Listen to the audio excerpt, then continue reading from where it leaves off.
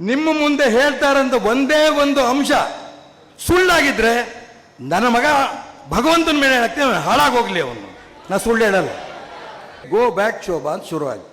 ಇಷ್ಟು ವಿಶ್ವಾಸ ಪ್ರೀತಿಯಿಂದ ಶೋಭನ ಬಗ್ಗೆ ಅಲ್ಲಿ ನಿಲ್ಲಿಸಿ ಗೆಲ್ಲಿಸ್ತೀನಿ, ನೀವು ನಿಲ್ಲಿಸಿ ನಾನು ಗೆಲ್ಲಿಸ್ತೀನಿ ಅಂತ ಹೇಳಿದವರು, ನೀವು ಮಾತು ಕೊಟ್ಟಂತ ಕಾಂತೇಶ್ವರಿಗೆ ಯಾಕೆ ಮೋಸ ಮಾಡ್ತಿದ್ದೀರಿ? CT ರವಿಗೆ ಯಾಕೆ ತಪ್ಪಿತು?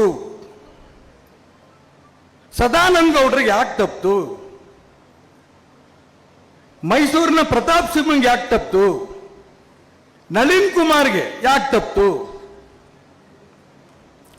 ಇವರೆಲ್ಲರೂ ಕೂಡ ಹಿಂದುತ್ವದ ವಿಚಾರ ಬಂದಾಗ ಗಟ್ಟಿಯಾಗಿ ನಿಲ್ಲಂತ ಕಾರ್ಯಕರ್ತರು. ಎಲ್ಲ ಟಿವಿ ಮಾತು ಕೇಳಿದ್ರು, ಇನ್ನೇನು ಯಡಿಯೂರಪ್ಪನವ್ರು ಹೇಳಿರಲ್ಲ, ಡೆಲ್ಲಿಗೆ ಹೋಗ್ಬಿಟ್ಟು ಬಂದ್ಬಿಡಿ ಯಡಿಯೂರಪ್ಪನವ್ರ ಜೊತೆಗೆ. ಯಾರು ನನಗೆ ಪ್ರಶ್ನೆಗೆ ಕೇಳಿ ಯಡಿಯೂರಪ್ಪನವ್ರ ಜೊತೆಗೆ ಹೋಗ್ಬಿಟ್ಟು ಬರ್ರಿ ಅಂತ ಹೇಳಿದ್ರು, ಅಷ್ಟರೊಳಗೆ ಆಗಲೇ ಸುದ್ದಿ ಶುರುವಾಗಿತ್ತು. ಚಿಕ್ಕಮಗಳೂರು ಯಡಿಯೂರಪ್ಪನವ್ರು ಹೋದಾಗ, ಏಯ್ ಶೋಭಾ ನಿಂತ್ಕೋತೀರ, ನೀವರೆಲ್ಲ ಗೆಲ್ಲಿಸ್ಬೇಕು. ಕೇಂದ್ರದಲ್ಲಿ ಚರ್ಚೆ ಆಗಿದೆಯೋ ಬಿಟ್ಟಿಯೋ ನನಗೆ ಗೊತ್ತಿಲ್ಲ, ಇಲ್ಲಿ ಹೆಂಗೆ ಹೇಳಿದ್ರು ನನಗೆ ಗೊತ್ತಿಲ್ಲ. ಇಷ್ಟು ವಿಶ್ವಾಸ ಪ್ರೀತಿಯಿಂದ ಶೋಭನ ಬಗ್ಗೆ ಅಲ್ಲಿ ನಿಲ್ಲಿಸಿ ಗೆಲ್ಲಿಸ್ತೀನಿ, ನೀವು ನಿಲ್ಲಿಸಿ ನಾನು ಗೆಲ್ಲಿಸ್ತೀನಿ ಅಂತ ಹೇಳಿದವರು, ನೀವು ಮಾತು ಕೊಟ್ಟಂತ ಕಾಂತೇಶ್ವರಿಗೆ ಯಾಕೆ ಮೋಸ ಮಾಡ್ತಿದ್ದೀರಿ? ನಾನು ಯಾಕೆ ಬಿಚ್ಚಿ ಮಾತಾಡ್ತೀನಿ ಇದ್ರೆ, ನನ್ನ ಹಿತೈಷಿಗಳು ತಿರುಗಿ ಬಂದಿದ್ದೀರಿ. ನಿಮ್ಮ ಮುಂದೆ ಹೇಳ್ತಾರಂತ ಒಂದೇ ಒಂದು ಅಂಶ ಸುಳ್ಳಾಗಿದ್ರೆ ನನ್ನ ಮಗ ಭಗವಂತನ ಮೇಲೆ ಹಾಕ್ತೇವೆ, ಹಾಳಾಗೋಗ್ಲಿ ಅವನು. ನಾ ಸುಳ್ಳು ಹೇಳಲ್ಲ. ನಾನು ಯಾಕೆ ಹೇಳ್ತಾ ಇದ್ದೀನಿ ಅಂದ್ರೆ, ಕಾಂತೇಶನಿಗೆ ಟಿಕೆಟ್ ಕೊಡೋದಕ್ಕೋಸ್ಕರ ಬೇಸರ ಆಗಿ ಈಶ್ವರಪ್ಪ ಈ ಸ್ಟ್ಯಾಂಡ್ ತಗೋತಿದ್ದಾರೆ. ಈ ಮಾತು ಅನೇಕರು ಹೇಳ್ತಾ ಇದ್ದಾರೆ. ಅಷ್ಟೇ ಅಲ್ಲ, ಬಸವರಾಜ ಬೊಮ್ಮಾಯಿ ಮನೆಗೆ ಹೋದೆ ನಾನು. ಅಣ್ಣ ನನಗೆ ಆರೋಗ್ಯ ಸರಿ ಇಲ್ಲ, ಬೈಪಾಸ್ ಸರ್ಜರಿ ಆಗಿದೆ, ನಾನಂತೂ ನಿಲ್ಲಲ್ಲ. ನಾನು ಅನೇಕರು ಹೇಳಿದ್ರು, ಅವ್ರು ನಂಬೇಡಿ ಅಂತ. ಚುನಾವಣಾ ಸಮಿತಿನಲ್ಲಿ ಅವರು ಇದ್ದರು, ನಾನು ಇದ್ದೆ, ಕೂತಿದ್ದೆ. ಕಾಂತೇಶನ್ ಟಿಕೆಟ್ ಕೊಡಿ ಅಂತ ನಾನು ಹೇಳೋಕ್ಕೂ ಹೋಗಲಿಲ್ಲ.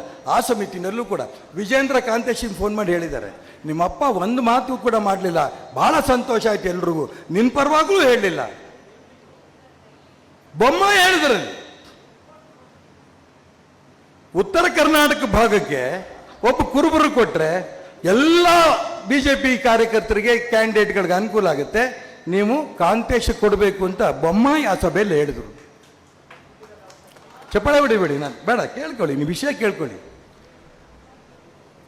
ಆದರೆ ರಾಜ್ಯದಿಂದ ಒಂದೊಂದು ಜಿಲ್ಲೆಗೆ ಪ್ರಮುಖರು ಹೋದಾಗ 3 ಹೆಸರು ಕಳಿಸ್ಬೇಕು ಅಂತಂದಾಗ ಅಲ್ಲಿ ಕಾಂತೇಶನ ಹೆಸರು, ಬೊಮ್ಮಾಯಿ ಹೆಸರು, ಜಗದೀಶ್ ಶೆಟ್ಟರ್ ಹೆಸರು 3 ಹೋಯ್ತು. ಮತ್ತೆ ಚುನಾವಣಾ ಸಮಿತಿ ಸೇರ್ತು ಡೆಲ್ಲಿನಲ್ಲಿ. ಚುನಾವಣಾ ಸಮಿತಿ ಸೇರಿದಂಥ ಸಂದರ್ಭದಲ್ಲಿ ಅಲ್ಲೂ ಕಾಂತೇಶನ ಹೆಸರು ಪ್ರಸ್ತಾಪ ಆಯಿತು. ಬೊಮ್ಮಾಯಿ ಹೆಸರು ಹೇಗೆ ಬಂತು ಅನ್ನೋದು ನಾನು ಹೇಳಕ್ಕೆ ಹೋಗಲ್ಲ, ಅದು ಕೆಟ್ಟ ರಾಜಕಾರಣ, ಅವ್ರಿಗೆ ಆಸಕ್ತಿ ಇಲ್ಲ, ಅದರ ನಿಲ್ಲಿಸಿದ್ರು. ಇರಲಿ.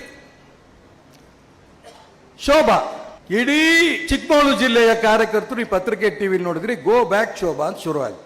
ನಾ CT ರವಿ ಕೇಳಿದೆ, ಮಂತ್ರಿ ಆಗಿದ್ದವನು ರಾಜೀನಾಮೆ ಕೊಟ್ಟು ಪಕ್ಷ ಹೇಳ್ತು ಅಂತ ಹೇಳ್ಕೊಂಡು ಭಾರತೀಯ ಜನತಾ ಪಾರ್ಟಿಯ ರಾಷ್ಟ್ರೀಯ ಪ್ರಧಾನ ಕಾರ್ಯದರ್ಶಿಯಾಗಿ ಇಡೀ ದೇಶ ಸುತ್ತಿದ್ಯಾ, ಗೋವಾ, ತಮಿಳುನಾಡು, ಮಹಾರಾಷ್ಟ್ರ ಎಲ್ಲ ಕಡೆನೂ ಇನ್ಚಾರ್ಜ್ ಕೆಲಸ ಮಾಡಿದ್ಯಾ, ನಿನಗೆ ಅಪೇಕ್ಷೆ ಇದೆಯಾ ಅಂತ ಕೇಳಿದಾಗ, ಶೋಭಾ ಇಲ್ಲ ಅಂದ್ರೆ ನನಗೆ ಸಿಗತ್ತೆ ಅನ್ನಂತ ವಿಶ್ವಾಸದಲ್ಲಿ ಇದ್ರು ಅವರು.